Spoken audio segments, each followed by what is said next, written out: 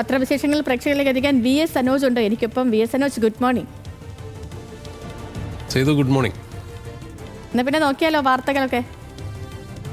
അതെ, ഇന്ന് നമുക്ക് കൊനേരു ഹംപിയാണോ ദിവ്യ ദേശ്മുഖാണോ എന്നുള്ള ഒരു വളരെ പ്രധാനപ്പെട്ട നമുക്കെല്ലാവരും കാത്തിരിക്കുന്ന ലോക ചെസ് ചാമ്പ്യൻഷിപ്പിനെ കുറിച്ചുള്ള അതിൻ്റെ മത്സരഫലം വരാനുണ്ട്. അങ്ങനെ പലതരം വാർത്തകളുടെ ദിവസം, പാർലമെൻറ്റുള്ള ദിവസമാണ് നമുക്കറിയാവുന്നതുപോലെ.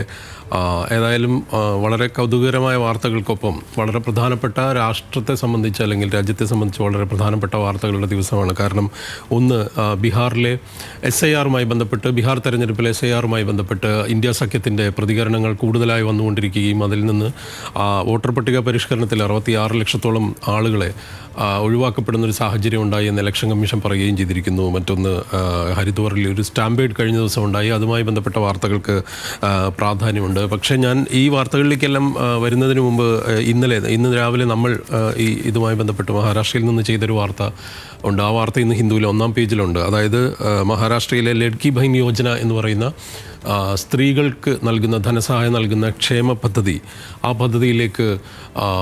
ആ പദ്ധതിയുടെ ഗുണഭോക്താക്കളായി ധാരാളം പുരുഷന്മാർ പണം അതിൽ നിന്ന് രേഖ വഴി അല്ലെങ്കിൽ പുരുഷന്മാർ സ്ത്രീകളുടെ പേരിലുള്ള രേഖകൾ വഴി പണം തട്ടി എന്നുള്ള അല്ലെങ്കിൽ പണം അത്തരത്തിൽ അതിൻ്റെ ആനുകൂല്യം മേടിച്ചു എന്നുള്ള ഒരു വാർത്തയാണ്. ആ വാർത്തയ്ക്ക് വലിയ പ്രാധാന്യത്തോടുകൂടെ ഏതായാലും ദ ഹിന്ദു പത്രം ഇന്ന് നൽകിയിരിക്കുന്നു. ഏതാണ്ട് 14,000-ഓളം പുരുഷന്മാർ ഈ രീതിയിലേക്ക് സ്ത്രീകൾക്ക് വേണ്ടി മാത്രമുള്ള എക്സ്ക്ലൂസീവ്ലി ഫോർ വിമൻ എന്ന് പറയാവുന്ന ഒരു പ്രോജക്റ്റിൻ്റെ ധനസഹായം അത് നേടിയിരിക്കുന്നു എന്നുള്ള വാർത്തയാണ്. അത് വലിയ രീതിയിൽ മഹാരാഷ്ട്രയിൽ ഒരു വലിയ പ്രതിസന്ധിയായിട്ടും വലിയ രീതിയിലൊരു രാഷ്ട്രീയ പ്രശ്നമായിട്ട് മാറും. കാരണം ഇപ്പോൾ നിലവിൽ ഈ ജൂൺ ജൂലൈ മാസങ്ങളിലേതടക്കമുള്ള ധനസഹായ വിതരണം ഇതിനെ തുടർന്ന് അവർ നിർത്തിവെച്ചിരിക്കുന്നു എന്നുള്ളതാണ്. ഇതിൻ്റെ വിശദമായ വാർത്ത നമ്മൾ ഇന്ന് രാവിലെ മുതൽ കൊടുത്തിട്ടുണ്ട്. ഏതായാലും ആ വാർത്തയ്ക്ക് ഹിന്ദു പ്രാധാന്യത്തോടുകൂടെ 1-ാം പേജിൽ നൽകിയിട്ടുണ്ട്. ഒപ്പം ഞാൻ പറഞ്ഞതുപോലെ ഇന്ത്യ സഖ്യം ഈ SIRമായി ബന്ധപ്പെട്ട് നടത്തിയിട്ടുള്ള അവരുടെ ഒരു നിലപാട് പ്രഖ്യാപിച്ചിരിക്കുന്നു. പക്ഷേ ഇലക്ഷൻ കമ്മീഷൻ പറയുന്നത് ഏതാണ്ട് 91% വോട്ടർ പട്ടികയുടെ ഈ റിവിഷനുമായി ബന്ധപ്പെട്ട് നിലവിൽ അത് റീസബ്മിഷൻ നടന്നു എന്നാണ്. 91.69%. അപ്പോൾ പക്ഷേ അതേസമയം 66 ലക്ഷത്തോളം ആളുകൾ ഇതിൽ നിന്ന് പുറത്താക്കപ്പെട്ടു ഈ ലിസ്റ്റിൽ നിന്ന് എന്ന് പറയുന്നു.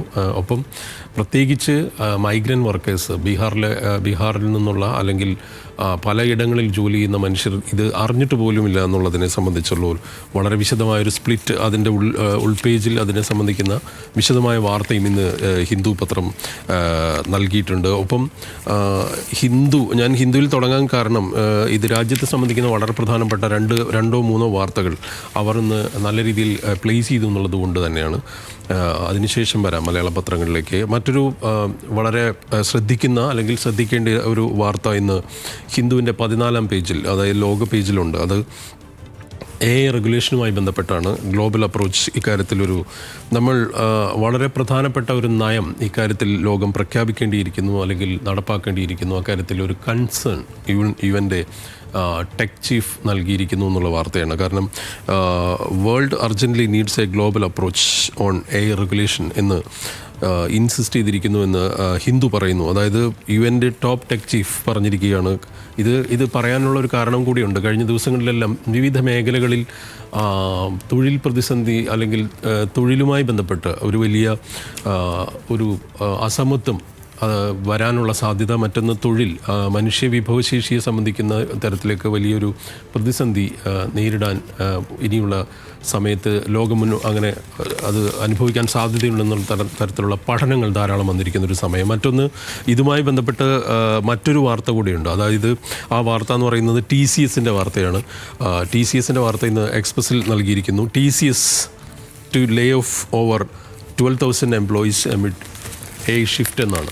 അതായത് ഇതുമായി കണക്ട് ചെയ്ത് നമുക്ക് പറയാവുന്നതാണ് ഈ AI വന്നതിന് ശേഷമുള്ള അല്ലെങ്കിൽ പുതിയ രീതിയിലുള്ള ടെക്നോളജി അതിൻ്റെ ഒരു അഡാപ്റ്റബിലിറ്റിയുമായി ബന്ധപ്പെട്ട് അവർ പുതിയ പരിഷ്കരണങ്ങളിലേക്ക് പോകുന്ന സമയത്ത് വിവിധ സ്ഥാപനങ്ങളിൽ മാൻ പവർ എത്ര കണ്ട് ഇല്ലാതാവും എന്നുള്ളതിൻ്റെ ഒരു തെളിവായി TCS 12,000-ഓളം തൊഴിലാളികളെ ലേ ഓഫ് ചെയ്യുന്നു എന്നുള്ള വാർത്തയാണ്. ഇതൊരു വലിയ തൊഴിൽ മേഖലയിലൊരു വലിയ പ്രതിസന്ധി സൃഷ്ടിക്കും. മറ്റൊന്ന്, കഴിഞ്ഞ ദിവസം വോഗ് മാഗസിൻ AI മോഡൽസിനെ ഉപയോഗിച്ചുള്ള ഒരു പതിപ്പ്, ഓഗസ്റ്റ് പതിപ്പ് ഇറക്കിയതിൽ ലോകത്തിലെ മോഡലുകൾ പ്രതിഷേധം അറിയിച്ചിരുന്നു. കാരണം AI മോഡൽസ് വരുന്നതോടുകൂടെ മോഡലിംഗ് ഇൻഡസ്ട്രിയിലുള്ള മോഡലിംഗ് നടത്തുന്ന അത് അവരെ തൊഴിലാളികൾ എന്ന് വേറെ അർത്ഥത്തിൽ പുതിയ കാലത്ത് അവരെ വേണമെങ്കിൽ വിളിക്കാം, ആ രീതിയിലുള്ള ആ തൊഴിലിനെ ബാധിക്കുമെന്നുള്ള ഒരു കാര്യം പറഞ്ഞിരുന്നു. ഇതാണ് ഒരു വളരെ പ്രധാനപ്പെട്ട ഒരു വാർത്ത എന്ന് പറയാവുന്നതാണ് ഇന്നത്തെ എന്ന് എനിക്ക് തോന്നുന്നു. ഏതായാലും മലയാള പത്രങ്ങളിലേക്ക് വന്നാൽ മലയാള മനോരമ K-ഫോൺ കുരുക്കിൽ വകുപ്പുകൾ, അതായത് K-ഫോണിൻ്റെ സംവിധാനം ഉപയോഗിച്ച് വിവിധ വകുപ്പുകൾ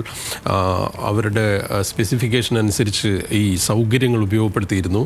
അത് വലിയ രീതിയിലുള്ള ഡേറ്റയുടെ സ്പീഡുമായി ബന്ധപ്പെട്ടൊക്കെ വലിയ പ്രശ്നം നിലനിൽക്കുന്നുണ്ട്. വിവിധ വകുപ്പുകൾ മറ്റ് സേവനദാതാക്കളുടെ സൗകര്യം വിനിയോഗിക്കാൻ വേണ്ടി അവർ കത്ത് നൽകിയിരിക്കുന്നു. ഇക്കാര്യത്തിൽ ഒരു പുനർവിചിന്തനം നടത്തിയിരിക്കുന്നു എന്നുള്ളൊരു വാർത്തയാണ് മനോരമ നൽകിയിരിക്കുന്നത് 1-ാം പേജിൽ.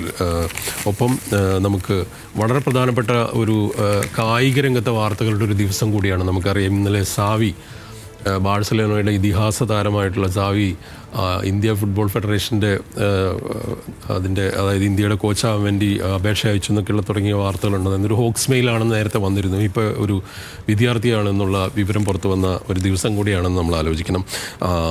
പക്ഷേ ഏറ്റവും പ്രധാനപ്പെട്ട വളരെ മനോഹരമായ തലക്കെട്ടുകൾ മലയാള മനോരമ നൽകിയൊരു ദിവസം എന്ന് എനിക്ക് തോന്നുന്നു. കാരണം ഇന്ത്യ ഇംഗ്ലണ്ട് 4-ാം ക്രിക്കറ്റ് ടെസ്റ്റിൻ്റെ സമനിലയിൽ ക്ഷമനില എന്നാണ് അവർ തലക്കെട്ട് നൽകിയിരിക്കുന്നത്. ഒപ്പം ഞാൻ നേരത്തെ പറഞ്ഞതുപോലെ ദിവ്യ ദേശ്മുഖും കൊനേരി ഹംപിയുമായിട്ടുള്ള 2 ഗെയിമുകളിൽ സമനിലയാണ്. അപ്പോൾ ഇനി ഈ ട്രൈബ്രേക്കറിലാണ്, ഈ കാര്യത്തിൽ ഒരു ട്രൈബ്രേക്കറിലാണ് ഈ തീരുമാനം ഇന്ന് ആരാണ് ജയിക്കുക എന്ന് അറിയുക. അതിന് കരുനില സമനില എന്നാണ് അവർ ചെസ്സിന് നൽകിയിരിക്കുന്നത്. ക്രിക്കറ്റിന് റൺനില, ക്ഷമനില എന്നും. ഏതായാലും സ്പോർട്സിൽ ഒരു പ്രധാനപ്പെട്ട നിരവധി കാര്യങ്ങൾ നടക്കുന്നൊരു ദിവസം എന്ന് തന്നെ നമുക്ക് പറയേണ്ടി വരും. ഇതുമായി ബന്ധപ്പെട്ട ഈ 2-3 വാർത്തകളെല്ലാം തന്നെ വലിയ പ്രാധാന്യത്തോടുകൂടെ മറ്റ് പത്രങ്ങളും നൽകിയിട്ടുണ്ട്. ഇന്നലെ നമ്മൾ വൈകിട്ട് എൻ്റർടൈൻമെൻറ്റ് വാർത്തയുടെ ഭാഗമായി കൊടുത്ത ബാംഗ്ലൂരിലെ രാമേശ്വരം കഫേയിൽ വന്ന ഗെയിം ഓഫ് ത്രോൺസിലെ താരത്തിൻ്റെ വാർത്ത ഇന്ന് ഏതായാലും മലയാള മനോരമ 9-ാം പേജിൽ അവരുടെ എൻ്റർടൈൻമെൻറ്റ് വാർത്തയായിട്ട് നൽകിയിരിക്കുന്നു എന്നുള്ളതും കൂടെയാണ്. മറ്റൊന്ന്, കേരളത്തിലെ ഈ VSൻ്റെ മരണാനന്തരം ഒരു ക്യാപിറ്റൽ പണിഷ്മെൻറ്റ് വിവാദം കത്തുന്നുണ്ട്. അക്കാര്യത്തിൽ മലയാള മനോരമ ആ വാർത്തയ്ക്ക് വലിയ പ്രാധാന്യത്തോടെ നൽകിയിരിക്കുന്നു. ഞാൻ കുറച്ച് വേഗത്തിൽ പോകുന്നത് നിരവധി വാർത്തകളുള്ള, വളരെ വ്യത്യസ്തമായ വാർത്തകളുള്ള, എന്നാൽ ചർച്ച ചെയ്യപ്പെടേണ്ട വാർത്തകളുള്ളൊരു ദിവസം എന്ന നിലയിൽ കൂടിയാണ്. ദേശാഭിമാനിയുടെ 1-ാം പേജിൽ ആ വാർത്ത ചില പത്രങ്ങളിലില്ല, പക്ഷേ അതേസമയം ചില പത്രങ്ങൾ വലിയ പ്രാധാന്യത്തിന് നൽകിയിരിക്കുന്നു. കള്ളക്കേസിൽ കുടുക്കി കന്യാസ്ത്രീകളെ ജയിലിലടച്ചു എന്നുള്ള വാർത്തയ്ക്ക് ഛത്തീസ്ഗഡിലെ ക്രൈസ്തവ വേട്ട എന്ന പേരിൽ ദേശാഭിമാനി വലിയ പ്രാധാന്യത്തോടുകൂടി ആ വാർത്ത നൽകിയിരിക്കുന്നു. അവരുടെ പ്രതികരണമടക്കം ചേർത്തിട്ടുണ്ട്. കന്യാസ്ത്രീകളായിട്ടുള്ള വന്ദന ഫ്രാൻസിസും പ്രീതി മേരിയും. ഇത് നേരത്തെ ഛത്തീസ്ഗഡ് അടക്കമുള്ള മേഖലകളിൽ ഈ കന്യാസ്ത്രീമാർക്കെതിരെയും സഭകളുടെ മഠങ്ങൾക്കെതിരെയും പുരോഹിതർക്കെതിരെയൊക്കെയുള്ള നിരവധി ആക്രമണങ്ങൾ പ്രത്യേകിച്ച് ജാർഖണ്ഡിലും ഛത്തീസ്ഗഡിലും ഒക്കെ നിരവധി തവണ നടന്നതാണ്. അതുമായി ബന്ധപ്പെട്ട ഒരു വളരെ പ്രധാനപ്പെട്ട ഒരു വാർത്ത എന്ന് വേണമെങ്കിൽ പറയാം. ഒപ്പം ഇന്ന് മറ്റൊരു വാർത്ത എന്ന് പറയാവുന്നത് നമ്മുടെ ശശി തരൂരിന് തലോടലും ഒപ്പം പാലോട് രവിക്ക് തല്ലും എന്ന് പറഞ്ഞുകൊണ്ട് തലക്കെട്ടിൽ മറ്റൊരു വാർത്ത കൂടെ നൽകിയിരിക്കുന്നു. കാരണം ശശി തരൂരിനെ അത്ര പെട്ടെന്ന് കോൺഗ്രസ്സിനെ ഒഴിവാക്കാനാവില്ല, പക്ഷേ പരസ്യ പ്രതികരണം, ഒപ്പം തന്നെ ഒരു വാട്സാപ്പിലുള്ള ഒരു ഓഡിയോ സന്ദേശത്തിൻ്റെ പേരിൽ പാലോട് രവിക്കെതിരെ നടപടി എടുത്തിരിക്കുന്നു എന്നുള്ള വാർത്തയ്ക്കും ഏതായാലും ദേശാഭിമാനി നൽകിയിട്ടുണ്ട്. ദേശാഭിമാനി നൽകിയ ആ വാർത്തയ്ക്കൊപ്പം ശശി തരൂർ ഇന്നലെ അടൂർ ഗോപാലകൃഷ്ണൻ ശശി തരൂരുമായിട്ടുള്ള ഒരു ചടങ്ങുണ്ടായിരുന്നു. ആ ചടങ്ങിനെക്കുറിച്ചുള്ള വാർത്ത മാധ്യമം നൽകിയിരിക്കുന്നു. മാധ്യമം നൽകിയിരിക്കുന്ന വാർത്തയിൽ അടൂർ പറയുന്നത് ശശി തരൂരിൻ്റെ ഉയരം പലർക്കും വലിയ പ്രശ്നമാണ്, ആ ഗരിമ അല്ലെങ്കിൽ ആ വലിപ്പം ഒരു പ്രശ്നമാണെന്ന് തോന്നുന്നു എന്ന് വേറെ തരത്തിൽ ഭംഗീന്ദ്രയുടെ സൂചിപ്പിക്കുന്ന ഒരു വിമർശനം നടത്തിയപ്പോൾ തരൂർ പറഞ്ഞത് അടുത്ത ജന്മത്തിൽ അടൂരിനെ പോലെ ആകണം എന്നാണ്, ലോകം മുഴുവൻ ശ്രദ്ധിക്കുന്ന ഒരാളായി മാറണം എന്നുള്ള ഒരു കാര്യം കൂടെ തരൂർ പറഞ്ഞു. സുപ്രഭാതത്തിൻ്റെ 1-ാം പേജിൽ ഇതേ വാർത്ത, കന്യാസ്ത്രീകൾക്ക് നേരെയുള്ള അതിക്രമ വാർത്ത വലിയ പ്രാധാന്യത്തോടുകൂടെ നൽകിയിരിക്കുന്നു. വീക്ഷണമടക്കം, മെട്രോ വാർത്തയടക്കം, അതുപോലെ മംഗളമടക്കമുള്ള പത്രങ്ങളെല്ലാം തന്നെ ഈ ക്യാപിറ്റൽ പണിഷ്മെൻറ്റിലാണ്. സുരേഷ് കുറുപ്പിൻ്റെ ലേഖനം പ്രസിദ്ധീകരിച്ചതും അതിനെ തുടർന്ന് കടകംപള്ളിയുടെയും ശിവൻകുട്ടിയുടെയും ഒപ്പം തന്നെ ചിന്താ ജെറോമിൻ്റെയും പ്രസ്താവന വരുന്നു. അത് ചിന്താ ജെറോമാണോ അല്ലെങ്കിൽ സ്വരാജ് അല്ല എന്നൊക്കെ തരത്തിലേക്കുള്ള ചർച്ചകൾ വരുന്നു. ഏതായാലും ഇത് ഒന്നോ രണ്ടോ തവണ ഈ പ്രസ്താവന അല്ലെങ്കിൽ ഈ സ്റ്റേറ്റ്മെൻറ്റ് ഈ പ്രയോഗം നടത്തപ്പെട്ടു എന്നുള്ള തരത്തിലേക്കുള്ള വാർത്തകളും വരുന്നു. ഏതായാലും അടുത്ത വരും ദിവസങ്ങളിൽ അത് സംബന്ധിച്ച വിവാദം തുടരുമെന്ന് തന്നെ നമുക്ക് കരുതാം. മറ്റ് പത്രങ്ങളുടെ പ്രധാനപ്പെട്ട ഇംഗ്ലീഷ് പത്രങ്ങളുടെയും മലയാളം പത്രങ്ങളുടെയും എല്ലാം മറ്റൊരു പ്രധാനപ്പെട്ട ഒരു ചിത്രം എന്ന് പറയാവുന്നത് തഞ്ചാവൂർ ക്ഷേത്രത്തിൽ നരേന്ദ്രമോദി പ്രവേശിക്കുന്ന ചിത്രം വലിയ പ്രാധാന്യത്തോടുകൂടെ നൽകിയിട്ടുണ്ട്. ആ വാർത്തയ്ക്കും ഒരു വലിയ പ്രാധാന്യമുണ്ട്. മാതൃഭൂമി പത്രം ഇന്ന് ഈ പറഞ്ഞതുപോലെ സുരേഷ് കുറുപ്പിൻ്റെ വെളിപ്പെടുത്തൽ കത്തിപ്പടർന്ന് ക്യാപിറ്റൽ പണിഷ്മെൻ്റ് എന്നുള്ള വാർത്ത കൊടുത്തിരിക്കുന്നു. ഒപ്പം ജ്ഞാനസഭയിൽ അതായത് VC-മാർ, കേരളത്തിലെ 4 VC-മാർ RSS സംഘടിപ്പിച്ചിട്ടുള്ള ഒരു സംസ്കൃതി ഉദ്ധാന്യാസ് എന്ന് പറയുന്ന ജ്ഞാനസഭ, അതിൻ്റെ ഒരു പരിപാടിയിൽ കേരളത്തിലെ VC-മാർ RSSൻ്റെ പരിപാടിയിൽ സർക്കാർ നോമിനിയായിട്ടുള്ള കുഫോസിൻ്റെ VC അടക്കം പങ്കെടുത്തിരിക്കുന്ന വാർത്തയ്ക്ക് ഒരു വലിയ പ്രാധാന്യം നൽകിയിരിക്കുന്നു. മാത്രമല്ല അതിൻ്റെ ഉൾപേജുകളിലും, ജന്മഭൂമി വലിയ പ്രാധാന്യത്തോടു കൂടെ നൽകിയ വാർത്തയാണ്, പക്ഷേ അതിൻ്റെ ഉൾപേജുകളിലും അവരുടെ പ്രതികരണങ്ങളടക്കം കൊടുത്തിരിക്കുന്നു. മോഹനൻ കുന്നുമ്മലിൻ്റെ പ്രതികരണം, കേരളത്തിൻ്റെ വിദ്യാഭ്യാസ പാരമ്പര്യം എങ്ങനെ രൂപപ്പെട്ടു എന്നുള്ളത് സംബന്ധിച്ചൊക്കെയുള്ള വാർത്തയുണ്ട്. അതിൽ പറയുന്നത് കേരളത്തിൻ്റെ വിദ്യാഭ്യാസത്തിൻ്റെ വലിയ പാരമ്പര്യത്തെക്കുറിച്ച് പറയുന്നു. പക്ഷേ അതിനകത്തൊരു പ്രശ്നമുള്ളത്, ഈ കേരളത്തിൻ്റെ ഈ പ്രാചീന കാലത്തെ വിദ്യാഭ്യാസ പാരമ്പര്യത്തെക്കുറിച്ച് പറയുമ്പോൾ എത്ര വിഭാഗം ജനങ്ങൾക്ക് ഈ വിദ്യാഭ്യാസം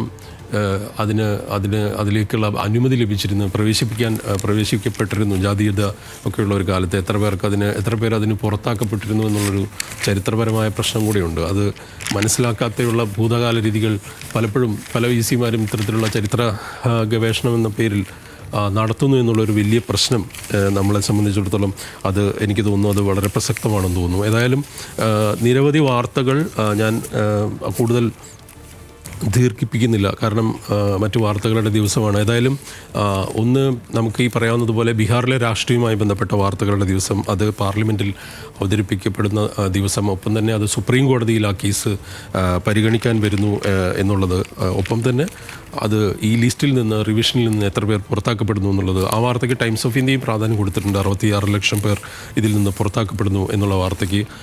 അത് 66 ലക്ഷത്തിൽ നിൽക്കില്ല എന്ന് എനിക്ക് തോന്നുന്നു, കാരണം ആ രീതിയിലേക്കാണ് അതിൻ്റെ റിവിഷൻ പോകുന്നത്. നിരവധി സ്ഥലത്ത് ഒരുപാട് തരത്തിലുള്ള അനോമലീസ് റിപ്പോർട്ട് ചെയ്യപ്പെട്ടിരിക്കുന്നു രാജ്യം മുഴുവൻ. ഈ രാജ്യത്തെ മാധ്യമങ്ങൾ ബീഹാറിലെ ഈ റിവിഷനുമായി ബന്ധപ്പെട്ട് നമുക്കറിയാം. ഏതായാലും ഇത്തരത്തിൽ ധാരാളം വാർത്തകളുള്ള ഒരു ദിവസം എന്ന് തന്നെ പറയാം. ഒപ്പം ഇനിയുള്ള മണിക്കൂറുകളിൽ പാർലമെൻറ്റ് സെഷൻ അടക്കമുണ്ട്. മറ്റ് ബീഹാറുമായി ബന്ധപ്പെട്ട് SIR-മായി ബന്ധപ്പെട്ട് കോടതി ഈ കാര്യങ്ങൾ പരിഗണിക്കാനിരിക്കുന്നുണ്ട്. ഒപ്പം കേരളത്തിൽ മഴയുണ്ട്, മറ്റു വാർത്തകളുണ്ട്. ഒപ്പം ക്യാപിറ്റൽ പണിഷ്മെൻറ്റ് വിവാദം തുടരുന്നുണ്ട്. ആ വാർത്തകളിലേക്കൊക്കെ തന്നെ കേരളം അല്ലെങ്കിൽ രാജ്യം പോകുമെന്ന് തന്നെ കരുതാം. ഏതായാലും വരും മണിക്കൂറുകളിൽ ബാക്കി വാർത്തകൾക്കായിട്ട് നമുക്ക് വെയിറ്റ് ചെയ്യാം, അല്ലേ സേതു?